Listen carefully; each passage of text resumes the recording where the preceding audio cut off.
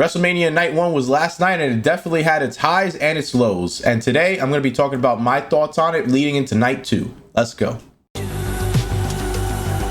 Nah, screw the intro. Let's get right into it. Subscribe to the channel. That way you get some of the best wrestling content out there. We're going to be posting a Night 2 review tomorrow, so make sure you're here for that. And we're going live every Monday, Wednesday, and Friday with live streams for SmackDown as well as WWE 2K24. So first off, I just want to say that the weather was not on Philadelphia's side last night. Apparently it was freaking cold. Everybody was suffering. Whoever didn't wear some kind of jacket or coat was definitely feeling the cold. Even to the point where WWE had to put the weather where it felt like 46, but it was 50 degrees and the wind and all that. Even some of the wrestlers were talking about it at the press conference. As somebody who gets cold very easily, if I was there, I would have hated my life. And that probably influenced the crowd too, because there were a lot of reports that the crowd just seemed dead. And I noticed it too during some of the matches, but I'm sure the weather also had to do with that. Because how are you going to go get crazy and excited over matches when you're freezing your asses off with 50-40 degree weather? But anyway, night 1 of WrestleMania was last night, and it was a pretty good show. I actually enjoyed a lot of the matches that were on it, but there were also some matches I felt could have been portrayed a little better, but here are my thoughts on them in the order that they happened. We had 7 matches last night, with match number 1 being Becky Lynch versus Rhea Ripley for the Women's World Title. And I am so happy this match started off the show because they absolutely freaking killed it. Becky Lynch came out with her entrance with the book that she has now. Rhea Ripley came out with the band that sings her song, which I heard from the press conference she absolutely loved, and she'll remember that for the rest of her life. But the match was actually one of my favorites, from Becky doing the manhandle slam and Rhea kicking out of that, to Rhea doing the riptide, Becky kicking out of that, to finally Rhea retaining the title.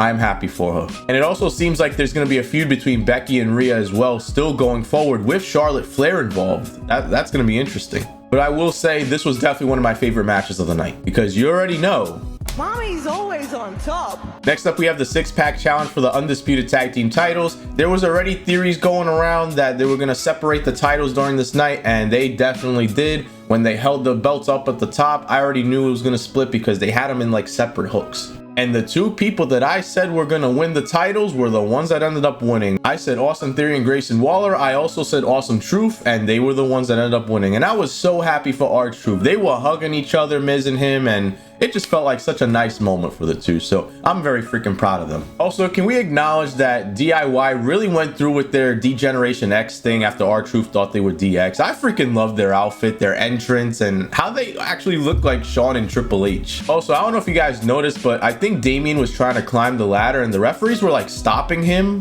At first I thought it was gonna be like some kind of interception or interference, but in reality, if Damien would have went up that ladder would have broke down right away. That was probably meant for a bumper spot. Even when Miz and R-Truth were up at the top celebrating their win, I don't think that was the ladder they were supposed to use because the refs were holding it down the whole time. But anyway, R-Truth and Miz, congratulations. Next up, we got Dominic Mysterio and Santos versus Rey Mysterio and Andrade, and it was pretty cool to see Jason Kelsey and Lane Johnson pull up as the masked luchadors. They're freaking tall, man, compared to the wrestlers. Like, Lane Johnson jumped over the rope like as if he was a wrestler himself, and then when they took off their masks, I was like, oh shit, like I wasn't expecting that at all. That was such a shocker. But overall, good match, nothing too crazy. I would have hoped Rey Mysterio would have whipped Dominic with the belt again, but Dominic wasn't having it this time. Next up, we got Team Yeet versus Team No Yeet with Jimmy versus Jey Uso. I felt like this match didn't perform as much as we were all expecting. There was no bloodline interference, no Rikishi, and the crowd just seemed dead for it, and they kind of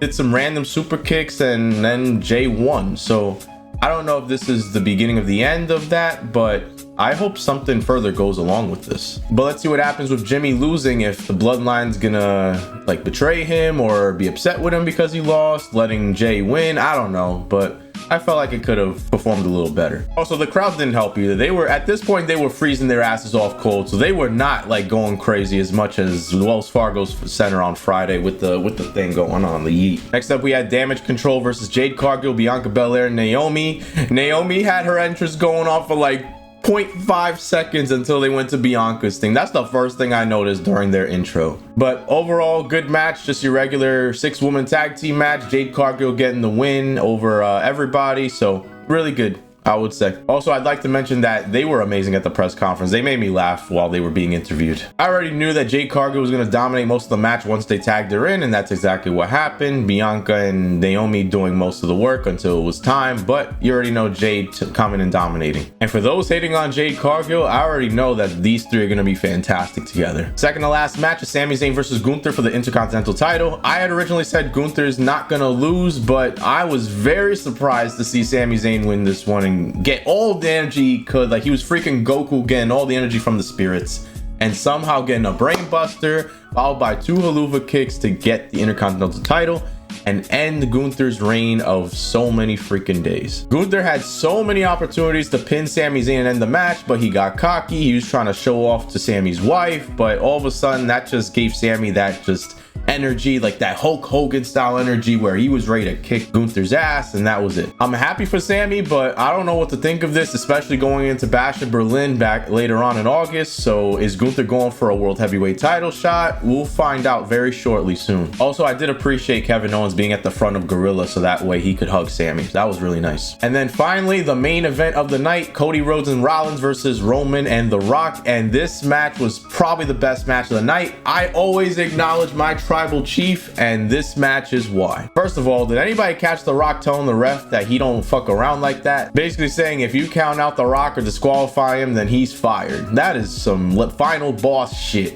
But with the match going into the audience and just weapons going crazy, and it was just a wild freaking show. To The Rock coming out with the belt, showing it to Mama Rhodes. I already knew they were gonna win, but there were a lot of close calls. Cody Rhodes doing the rock bottom. They were trying to do the people's elbow on him, but Cody got out of it right in time. Roman with a spear, Cody kicking out of the spear. There was a lot going on. Rollins doing a stomp, and then just finally, Rock finally whipped Cody, got the people's elbow, and wins the match. With Cody doing his iconic sit at the middle of the ring, sad, confused, and we'll find out what happens tonight for night 2. Obviously, I already knew that they were going to lose this match because they want to make it seem like, oh, Cody has no chance to finish the story now. He lost. Bloodline Rules is happening tonight, but this is just the beginning of Cody winning his title, unfortunately. So after all of this happening last night on night 1, let's see what happens tonight during night 2. I'm gonna be putting a prediction video over on TikTok very shortly of my thoughts on night 2, but for now, these are my thoughts on yesterday's show. I wanted to make this quick because I gotta take care of some stuff today, and I want to also get things ready for content wise for night 2. So this is my prediction video. So these are my final thoughts on night 1, and if you haven't done so already, make sure you subscribe to the channel, turn on notifications so that way you get some of the best wrestling content possible. And if you like this video, make sure to give it a like. And with that being said, I'll see you guys tomorrow for the night 2 review video, and peace out. I'll see you later.